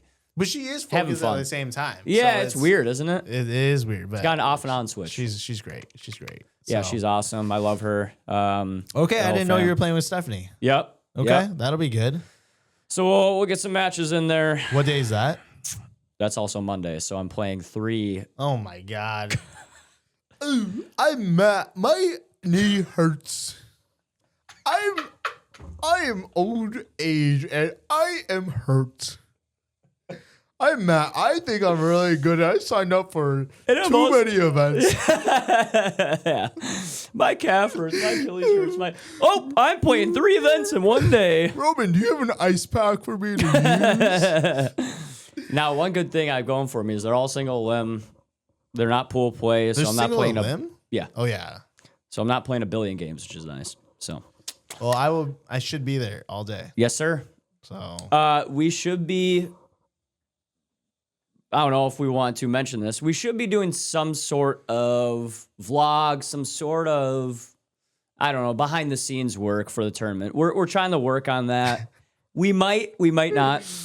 But it all really depends on I think how it'll be a much. lot of fun. If you guys want to see it, let us know in the comments because it all depends on how much Matt wants to get involved because I can't do all the heavy lifting myself. I'm gonna take one selfie photo and that's gonna be because Matt has some good ideas, but to do it, I don't know. Execution.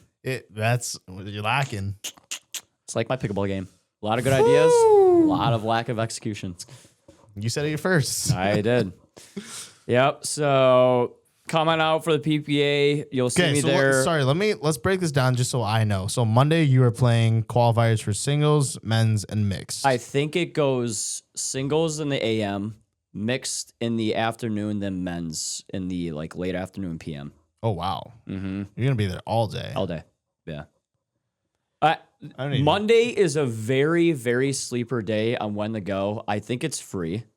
A, for spectators. I don't think they sell tickets on Mondays for qualies. If I go, but B, all the pros are practicing. If I go and they charge me, you have to pay for it. I will gladly pay for it. Okay. Nah. Just kidding. I will pay for it. Yeah, you will. So I'm going to be recording you, buddy. That's true. Dude, you get so close to all these players and it's awesome watching them like how close? Like on the court. On the court. Yeah. So when's Moneyball? Moneyball's Thursday. Oh probably AM. Okay. And then Saturday. Who are you playing Moneyball with? Steven. And qualies. So singles, you were playing with yourself. Yeah, correct. Men's, you are playing with It's usually what you do at singles. Steven. Correct. Mixed, Stephanie. Correct. Moneyball, Steven. Correct. 5-0, Mr. Hall. Very nice. Very nice. Very nice. Thursday. So you're driving all the way to Lakeville Thursday. Yes, definitely. I'll be there all day. Jeez, make sure to fill up stop, get a hotel room if you need, get some gas, some snacks. Ice up. Ice up, baby. Let's go. Yes, I Ice will. up. I mean, they got a sweet. Have you ever been there? Never. Oh God, dude, their cafe is gross. Super nice, like high end. So You need to say You need to say a different word than gross for when you're talking about food. disgusting. All right. Is that better? Their cafe sounds really good. Is what I'm hearing. It's amazing. It's a really good cafe, super clean. The look of it's outstanding. And again, one cool thing about like going to those tournaments is you'll see freaking Alshon just chilling in the cafe having like a smoothie. You know what I mean? And no one that's not there for the tournament, because there's regular people just working out. They will have no freaking clue that they're sitting across the number 2 player in the world. Isn't that wild? I just realized that like on a Monday he could just be having a smoothie. Oh, they all will. Chilling. Like they'll be taking practice seriously, but there'll be times where like that's the best day to get autographs and stuff for sure. And to like watch them. So really sleeper day, really good day to go to. And you get to watch me hopefully do well. Should we have a bet if I qualify for one of the events? We have a lot of bets going on. I had too many to keep track. The percentage I actually qualify is pretty low, so this better be good. Sure. I don't know what the bet would be. I don't know either, but Okay. we'll find a way. Anyways, I will be there Saturday. You have to wear my name tag for an entire tournament on your shirt, the magnet one. That's fine. And you have to say your name is Matt the whole time. Funny story. Like sometimes when you introduce yourself before a match, I go up to them and I'm like, "What's up, guys? My name's Roman." And then, "Oh, Roman, good to meet you." And then Aaron comes up. He's like, "My name's Roman." And we were like, "What?" He was like, "Oh, sorry. My name's Aaron." I'm like, "You idiot." Hold on. He didn't. It was not intentional. Oh, my I was like, bro. "Oh, my God." You're just telling them that you're nervous right then and there. Literally. I was like, that is so dumb. Tell me that you're nervous. Hi, my name is we lost Roman. those guys 11-2. That was your worst match. Yep, Let's have E never do that again. Yep. How So about- I will be there Saturday. not a good strategy. Matt will also be there Saturday. It's confirmed. He cleared out And his you're schedule. gonna try to go Monday, correct? I will be there. Is that Monday. the 2 days you're going? I will be there Monday for sure. I will be there Saturday for sure, especially in the evening. I have courtside tickets Saturday. Yep. Matt will also buy courtside tickets because he's not a cheapo.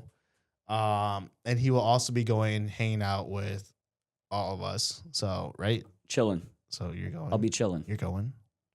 I'll already be there. Well, you're like gonna buy courtside tickets using code Hogdoll. Maybe. I'll use my own code. Yeah, 15% off. you should. I'm gonna try to snag some courtside seats Saturday. That'll be so sick. You should. Yeah, The you should. You have atmosphere to. is- The ATP men have to sit next to each other. Yes, they do. Decked out in merch, by the way. Yes. And then Sunday I'll be there probably most of the day. Cool. Just cheering people on. I won't be playing, obviously. Maybe I'll go there Sunday too. Then. Yeah. Just like general grounds. Yeah, I'll probably. That's Just cool then. chilling. Okay. Sounds good. Well, we are way past time. So let's talk about some PPA news really quick. Also, if you are at PPA Lakeville, please come up to us. Say hello. One thing I really wanted to mention today was there were quite a few people that I had no idea who they were and came up to us separately or together sometimes. And they were like, "I really like your content. I really like your pods.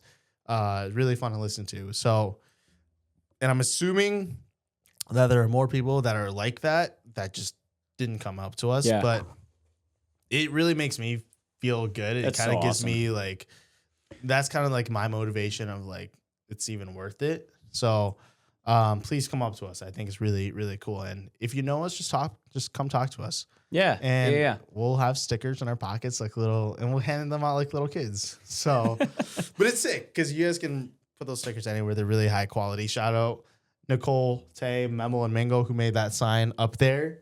Oh, she's the one who did the she's stickers. the one. Dude, She's the that's one. sick. So, she's hooking us up, man. If you guys ever want any stickers or any of that marketing material, let her know. And she'll key us good. up. So That looks so good. And we might get some different stickers, like different shapes, maybe we'll do square ones of just the ATP or something. Yeah, for yeah, sure. we'll It'll see. be fun. We'll see, We can do a lot with that. All right, let's jump over into PPA news really quick so we can end this podcast. But The biggest news. I think this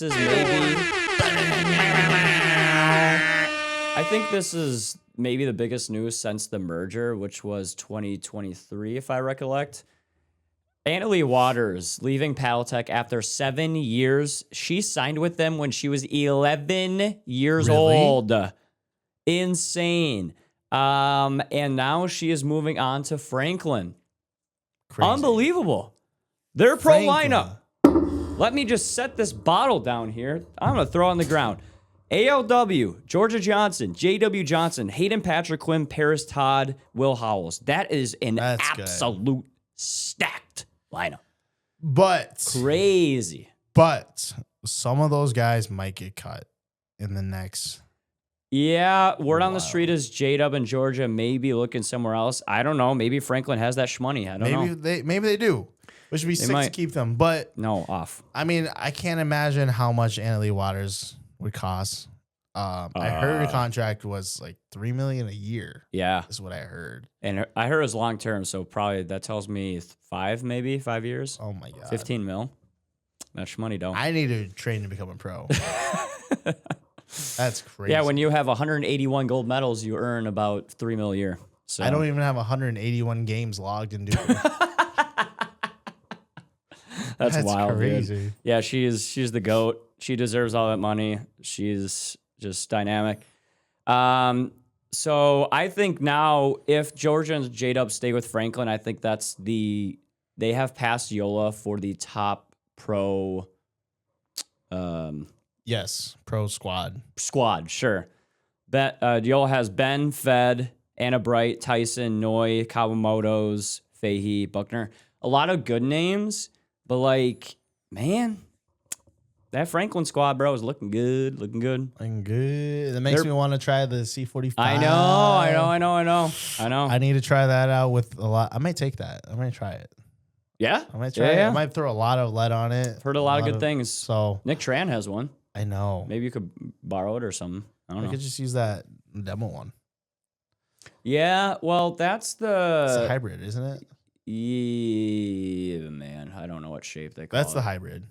Yeah. It's not a hybrid shape, though. It says hybrid on the... does it? Okay. It's really light, though, so you got to lead tape the shit out of that one. But yeah, their paddles have been great. Kind of gaining some traction. Now the AL Dub's coming out with the signature. I believe it will be called the Aurelius. That's tough. That is tough, dude. All white. I think it's like sick. the same exact... They like same dubbed exact it shape. after... Yeah, they like dubbed it after Paddletech. It's like 12.7 millimeter. Yep, it is 12.7, which is crazy. Like the identical shape. She probably went up to him and been like, guys, I've been balling with that paddle. I need that exact paddle. Yeah. And that's what they did for her. And I don't know if she signed with Nike or not, but in the photo shoot for Franklin, all of her merch or all of her apparel was blank. So let's stay tuned on that. Really? It was all blank. Interesting. I wonder if they're ironing out the details. Maybe, probably. I mean, I can't imagine a contract with Nike's easy. If that happens, that honestly, to me, that's a huge deal for the sport of pickleball. Yeah. Nike signing an athlete, I think that may be a bigger factor to promoting it worldwide and like getting the promotion and advertising for the sport itself than we realize. Yeah. Oh yeah. It's a big deal, dude. Like the biggest brand in sports signing a pickleball player is something I haven't seen coming. So that'll be amazing. Rachel Rohrbacher to Friday Pickleball, which is crazy. I saw that and I'm like, what? Friday. Wow.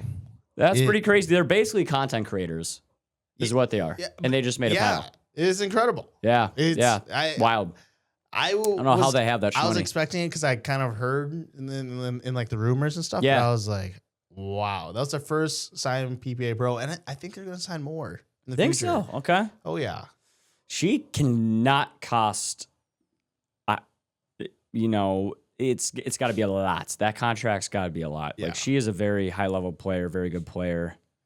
Top 5 player, I think, or maybe like 6 or 7 player in the world. So it is 2026, my guy. But here's that's true.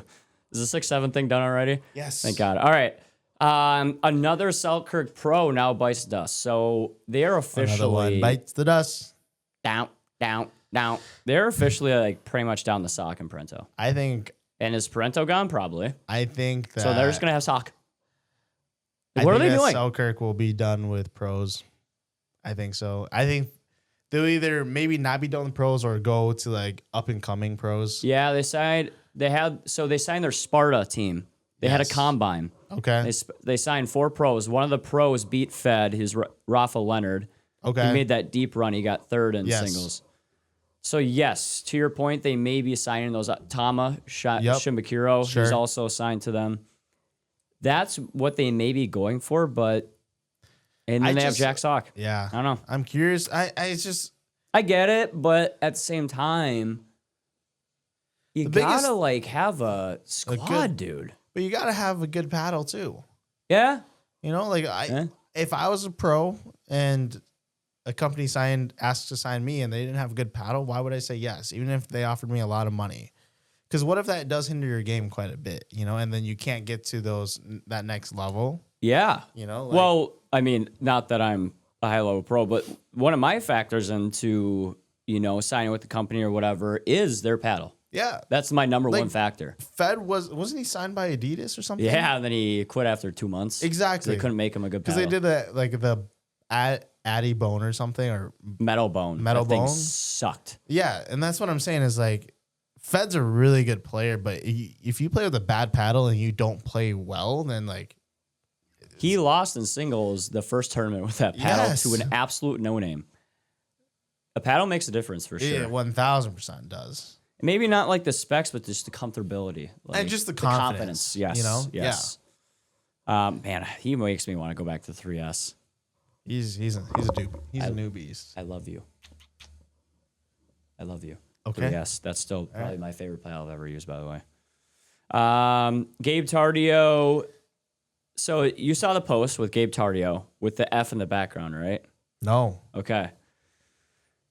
I think that Falcolos, is that how you pronounce it? I think that's a done deal. I think that's where he's going. It's not Franklin. F for Franklin. So he already knows who he's going with. He said he's like done 80% of the testing that he needs, but he's pretty confident in it, so it's really cool. Fakelos.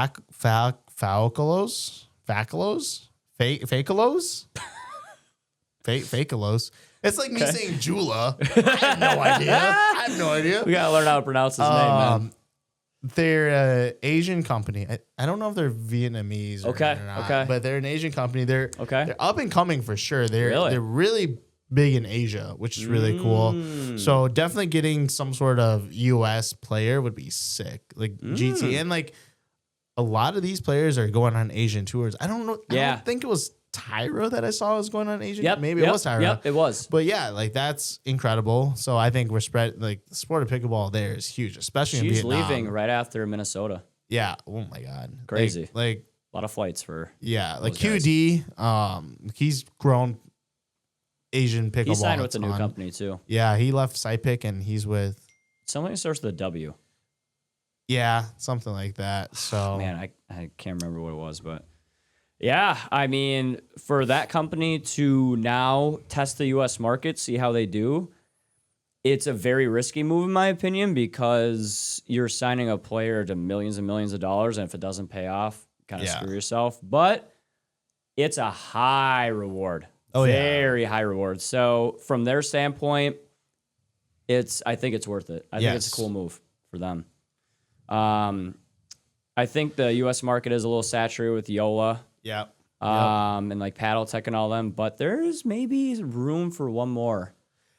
Franklin's tough. Franklin's coming up though. I like the Luz signings. I don't think we added that. That's true. They signed it's 3 players. I think there was even heard of Roscoe Bellamy to go Right, into Luz. the It hasn't rumor. been confirmed. No, it has not. Like I love that because like these up and coming brands need to make a name, like a splash in their name. But see who this was. Who's the other guy? Let me look at our DMs. I slid in your DMs, by the way. Yeah, he always. Do you like that? He always does, and I always feel like I shouldn't reply because I'm really stupid. But I do because I feel bad. This one was actually relative. It was actually, it was good. It's usually, dude, we should try doing this in our videos, and then it's not us doing it. So, here we go. Oh, we got a little music going. So the rumor is J-Dub and Georgia to pickle, which is wild. I love that. Kyle Kazuda, a very good content creator, going to Friday Pickleball. That's crazy. The rumor, which is wild. And he's known for combining. Selkirk. Yes. That would be like a monopoly. That would be awesome for content creator. If they continue to build up Pickleball. Chris Olsen next? Let's go, Chris. Defect. So, yeah, Kazuda is done with Selkirk. Another guy dropped him from Selkirk, which is wild.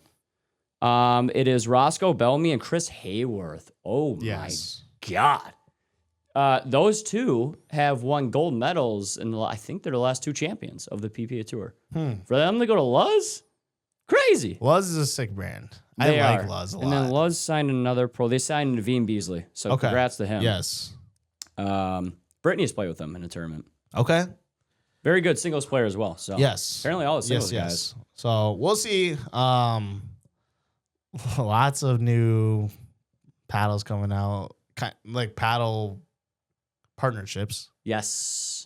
Super excited. Exciting ones too. Gabe Tardio did say he will be playing with this new paddle in the Masters, so we will know in a few days. So that'll be crazy to see. Facalos. By the time this podcast is out, you guys will all know what paddle he signed with. So and how to pronounce it. Facalos. Facalos. Okay, that's where are we gonna go with that? Should we ask ChatGPT? Yeah, Selkirk and Paddletech guys, where are you at? Where are you at with these signings? You're losing cats left and right. At least Yola has a really good base. They lost Deckel and Onsens, but Paddletech lost AL Dub. Like, where are you going? Well, who is next? Paddletech should be going after guys like Gabe Tardio, Roscoe, up and comers. Roscoe is a dog. Like, let's make some noise. Here's Selkirk my philosophy. Where are you at?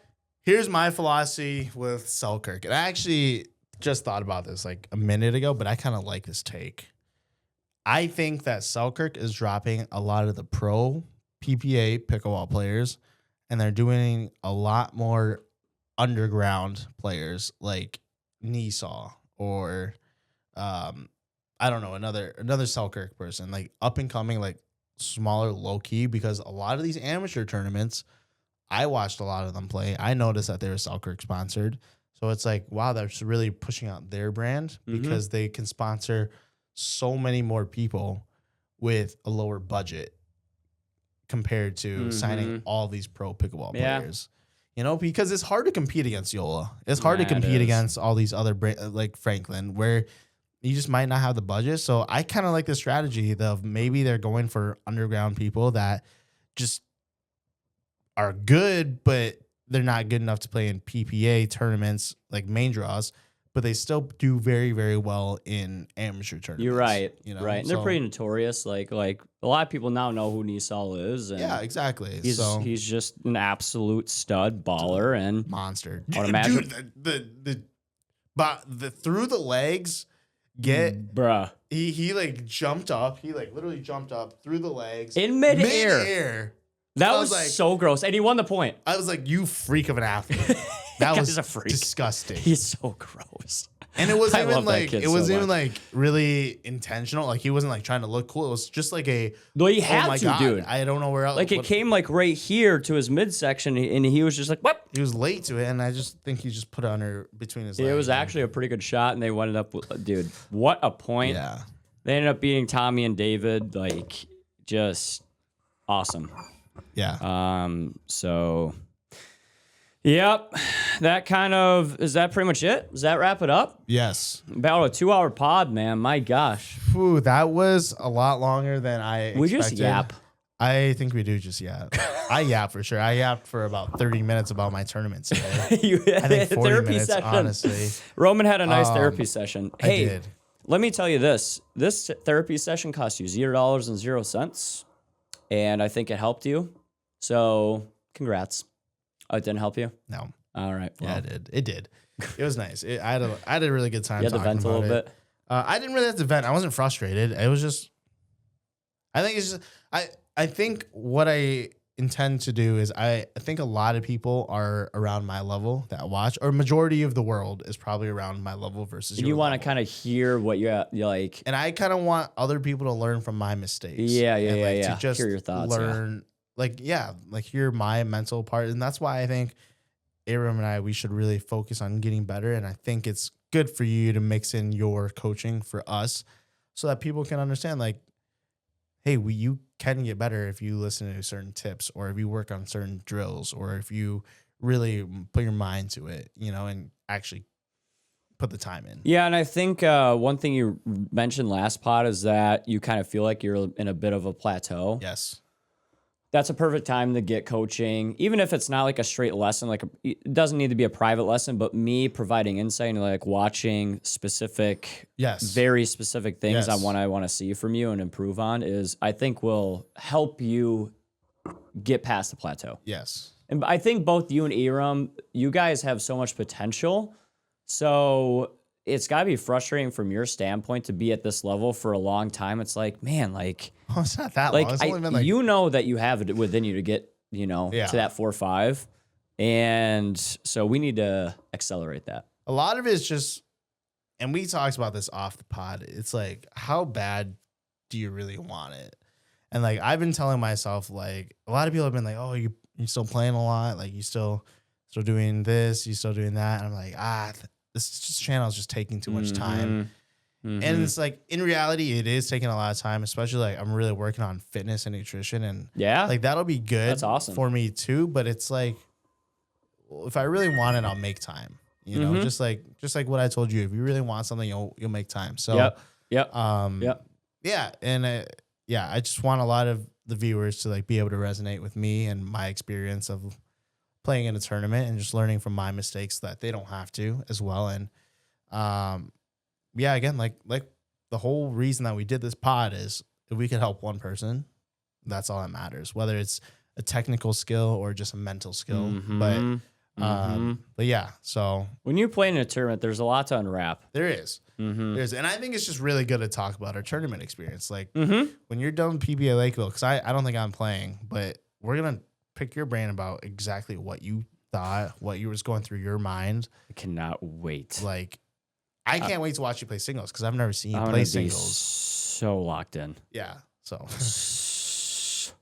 gonna be laser focused. Yeah. Because that's my I don't know, US Open, whatever, if you will. That's the biggest tournament that I need to succeed. Yes. And I need to play well. So I'm going to be lasered. Well, can't wait. You need to start training right now. Time is now. I have. So that's good. Yeah, singles would be fun. You'll see some good stuff. Hopefully. Fingers crossed. That's pretty much it, guys. Thanks for tuning in. We will see you in episode lucky number 13, which happens to be my birth date of 13. So am I an unlucky person or am I lucky? Do you think number 13 is lucky or unlucky? Unlucky. Okay. We'll see you in episode 13, the unlucky episode. I don't know what episode 13 we're going to uncover, but thank you guys for listening. We'll see you guys next time. Adios. See ya. Bye. Bye-bye. Bye-bye.